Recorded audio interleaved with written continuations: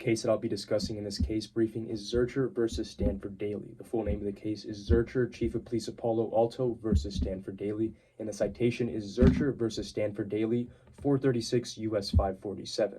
The cause of action was when the Stanford Daily, a student-run newspaper out of Stanford University, alleged that police officers unconstitutionally searched their newsroom in search of some specific photographs. Just some facts behind this case: a photographer from the Stanford Daily was present at the university and snapped some photographs of an altercation that took place between police officers and demonstrators from the Black United Front at the hospital who were protesting the firing of a black janitor. The Palo Alto Police Department was eventually granted a warrant from the Santa Clara District Attorney's Office to search the Stanford Daily's newsroom for any photographs of this incident. The Stanford Daily followed by filing a lawsuit claiming that the warrant and search was unconstitutional due to them being a third party and there was no probable cause that a crime was committed by them. The proceedings that followed this case included the district court accepting the Stanford Daily's argument, stating that according to the 4th and 14th Amendment, a search warrant couldn't be issued for somebody that wasn't accused of a crime. The United States Court of Appeals eventually adopted this ruling. Just some issues with this. Does the 4th and 14th Amendment prevent a search warrant from being issued towards a third party, especially if no suspected crime has taken place yet?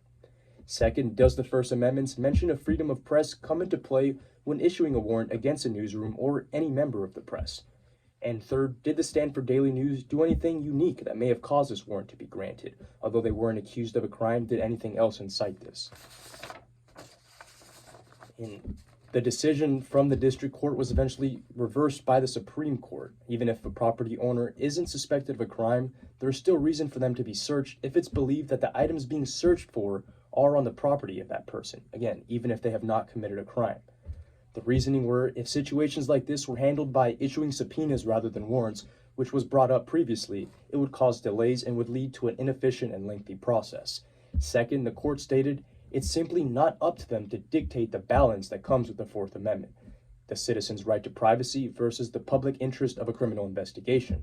So ultimately, the rule of law was, the Supreme Court said, although the Fourth Amendment does protect the citizen's right to privacy, a citizen can still be served a search warrant if they're not accused of a crime.